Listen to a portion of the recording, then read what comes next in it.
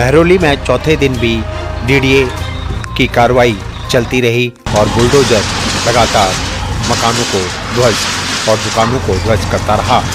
जनता में भारी गुस्सा और आक्रोश साफ देखा गया। लोगों का कहना है कि उनके पास सभी दस्तावेज है, रजिस्ट्री है, सालों से यहाँ पर रह रहे हैं, आखिर क्यों उनके मकानों को तोड़ा जा रहा है, क्यों उनकी सुनवाई नहीं हो रही है। महरौली बस स्टैंड के आसपास और भुलवैया के आसपास के क्षेत्र को वार्ड नंबर 1 में यह कार्रवाई की गई, जिसमें जनता का भारी आक्रोश पुलिस बल और डीडीए को सहना पड़ा, लेकिन फिर भी उनकी कार्रवाई चलती रही। 50 एज मेरी हो चुकी है। मैंने यहाँ पुराने टाइम से सिख परिवार, इतना बड़ा परिवार है, पूरी बिल्डिंग उन्हीं की है सारी। इतने टाइम से देखता रहा, जब मैं जन्म हुआ था मैं वो संभाला, जब से ये बिल्डिंग बनी है मैंने देखी। और इनके रोजगार इन्होंने कैसे जोड़े हैं, कैसे आपने देखा लॉकडाउन भी आया, इनको बिजनेस डाउन हो गया। अब इतना बिजनेस धीरे धीरे उठा है, अब इनके मकान तोड़े जा रहे हैं। ये मतलब नोटिस दिया आगे पर मकान तोड़ना है, मतलब इशू नहीं है, क्या है, डॉक्यूमेंट सारे हैं इनके पास, प्रॉपर्टी के पेपर सारे हैं, रजिस्ट्री है बकायदा। लेकिन जब ये रजिस्ट्री तैयार की जाती है तो उस टाइम एनओसी क्यों मिल देती है, एसडीएम कोर्ट क्यों देते हैं, रजिस्ट्रार ऑफिसर क्यों देते हैं।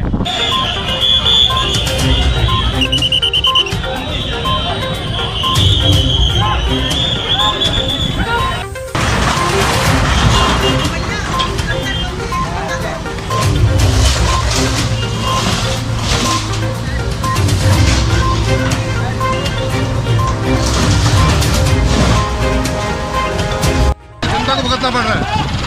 ये सब लोगों के साथ अन्याय हो रहे हैं। हमारी यही अपील है एलजी साहब से भी, डीडीए वालों से भी, सबसे, दिल्ली सरकार हो चाहे कोई भी हो, कि लोगों को घरों को बचाया जाए और इस डेमोलिशन वर्क को रोका जाए। क्या नाम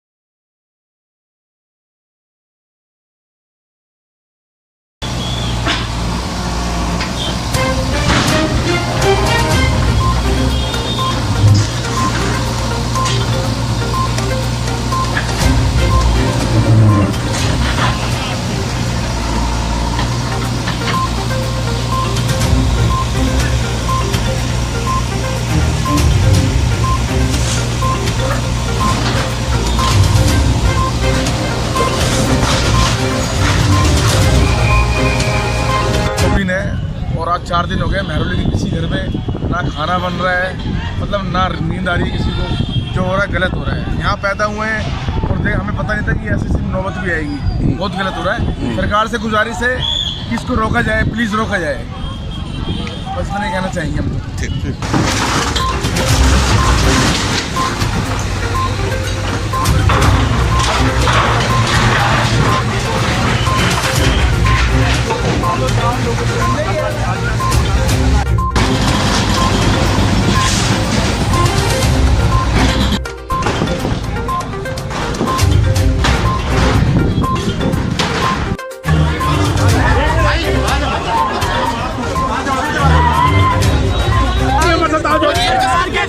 हम लोगों को पक्का कर देंगे। बोल रहे हैं वो थर्ड फ्लोर से तोड़ रहे हैं ना, आपको क्या है, धक्का मार के साइड कर दिया। मैं अपने बच्चे लेके कहाँ जाऊंगी, मेरे पास और क्या है। बल्टी वाले गुंडे धक्का मार के राइड कर रहे हैं, धक्का मेरे पास और आंखें काली कर ली। ये मकान बनाया है और ये टूट रहा है, वो शुगर के पेशेंट है, मर जाएंगे।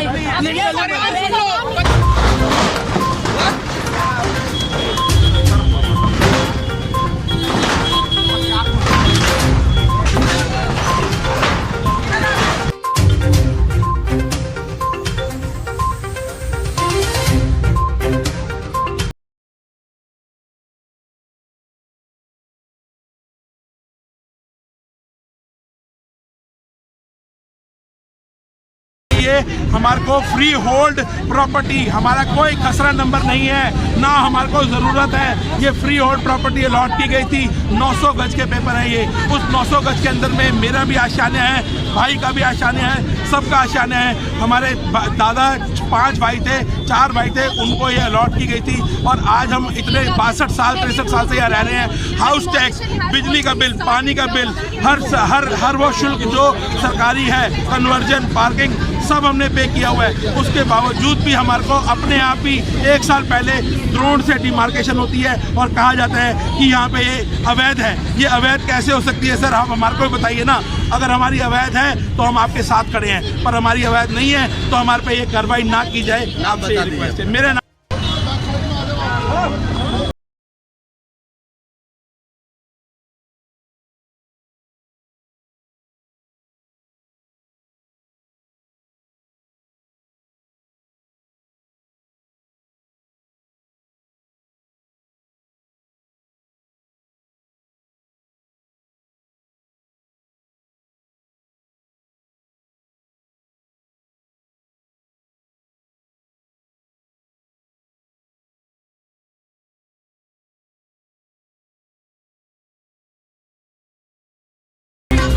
इंक्रोचमेंट हटा रहे, इंक्रोचमेंट। अरे ये जो जगह है जहाँ सामने खड़े हो बुलबुलिया के सामने, ये जब आज़ादी के बाद जो लोग आए थे पाकिस्तान से उनको जगह मिली थी और कस्टोडियन की जगह उन्होंने आगे बेची, उसको बनाया। और इस तरीके से 1956 के इनके पास पेपर है, उन पेपरों को नहीं मान रहे तो किसको मानेंगे?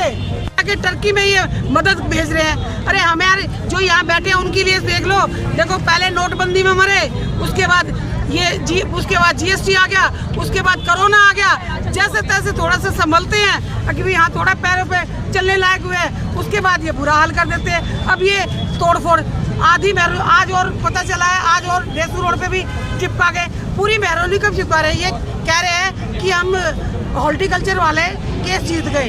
हॉर्टिकल्चर ऊपर से ड्रोन से उन्होंने मैप बना लिया। अरे ड्रोन से मैप बनाने से धरातल पे आके मैप बनाओ, कोई मना कर रहा है क्या उनको? ड्रोन से मैप बना के उस पे अपने आप तोड़ते जा रहे हैं।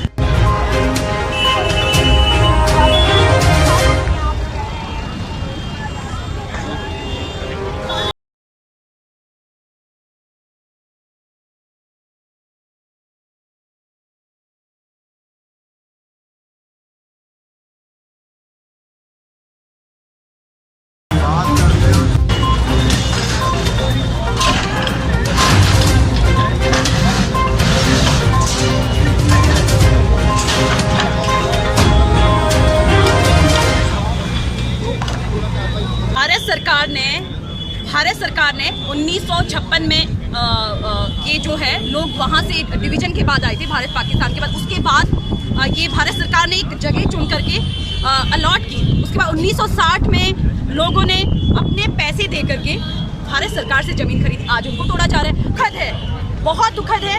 ये सिर्फ और सिर्फ एक फरमान सुनाया जा रहा है, कहते हैं ना तुगलकी फरमान, वो दिया जा रहा है। एलजी के साथ पता नहीं कहाँ छुप के बैठे, उनको आज आने की जरूरत है यहाँ पर। उनको सारे जितने अपर डिपार्टमेंट, SDM, DM, सारे तहसील वाले ऑल डिपार्टमेंट्स को लेकर के यहाँ विजिट करने की जरूरत है और इसको इमीडिएट स्टॉप करना चाहिए। हमारी सिर्फ ये मांग है, आप इसे रोकिए, सही सिरे से आप डिमार्केशन कीजिए, उसके बाद आप कोई फरमान सुनाइए। दहशत है, इतनी दहशत है, जैसे कहा कि बिल्कुल हमें मार डालो। अगर आपने हमारी बात नहीं सुनी है, कानून आंख पट्टी बांध के बैठा है, प्लीज, मैं तो सुप्रीम कोर्ट, हाई कोर्ट जो भी है, प्लीज आप आगे आए। जनता के लिए, मानवता के हित में, हमारी कोई सुनने वाला नहीं है। आज यहाँ पर आप लोग हमें अगर कोई बचा सकता है तो प्लीज सुप्रीम कोर्ट को इसमें पहल करना चाहिए। मेरी तो रिक्वेस्ट है उनसे, हाथ जोड़ के पूरी, हम मेहरौली वासियों को बचाइए।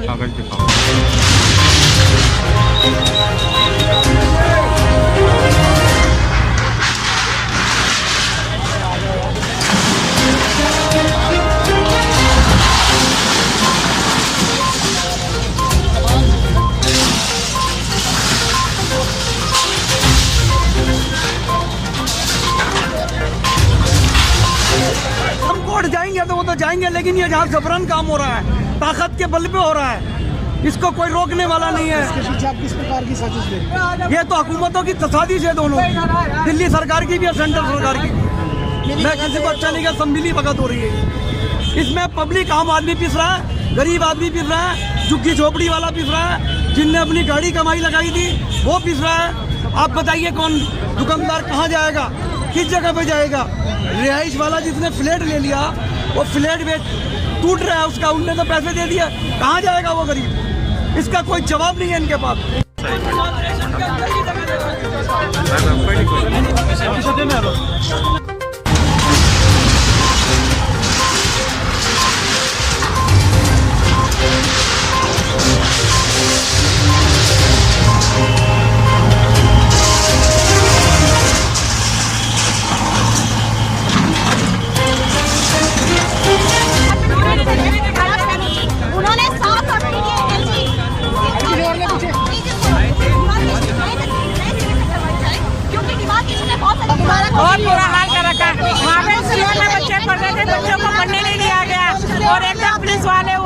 घंटे बुलडोजर लगा के बिल्डिंग तोड़ दी। बच्चों को पढ़ाई में उनको मौका नहीं दिया कि बच्चे पढ़ पाए इसमें।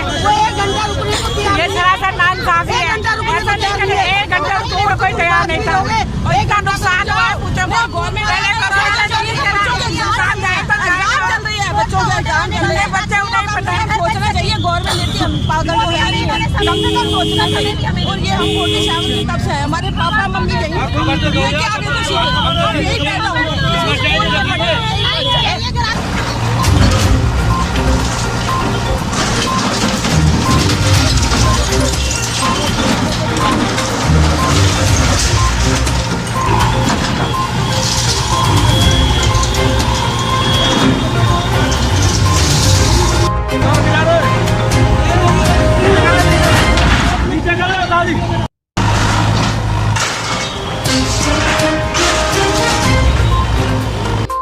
हमें राइट देता है संविधान, कॉन्स्टिट्यूशन हमें राइट देता है। और अगर अपने चीज़ों के लिए लोग कोर्ट में जा रहे हैं, एक लीगल अपना रहे हैं रास्ता, उसके लिए आप समय भी नहीं देना चाहते। तो ये है सैटरडे संडे जो बहुत लोगों का नुकसान हुआ है, लोग कोर्ट नहीं जा पाए, कोर्ट बंद होते हैं और उसका भी फायदा उठाया गया। तो अभी मैं तो हाई कोर्ट से, माननीय हाई कोर्ट से निवेदन करती हूँ, मेहरौली के मुद्दे को, जितने भी हमारे मेहरौली के रेजिडेंट्स आए, सबसे पहले देखिए 2 बजे के बाद आना। तक तो ये बिल्कुल ध्वस्त है। कितनी देर लगती है एक बिल्डिंग को बनाने में? लोगों ने अपने खून पसीने की कमाई से इसे जोड़ा है। लोगों को उम्मीद है कि सरकार जागेगी और उनकी आवाज़ को जरूर सुनेगी और जल्द से जल्द कार्रवाई को रुकवाएगी। देखना होगा कि आखिर कब सरकारें जागती है और जनता की आवाज़ को सुनती है।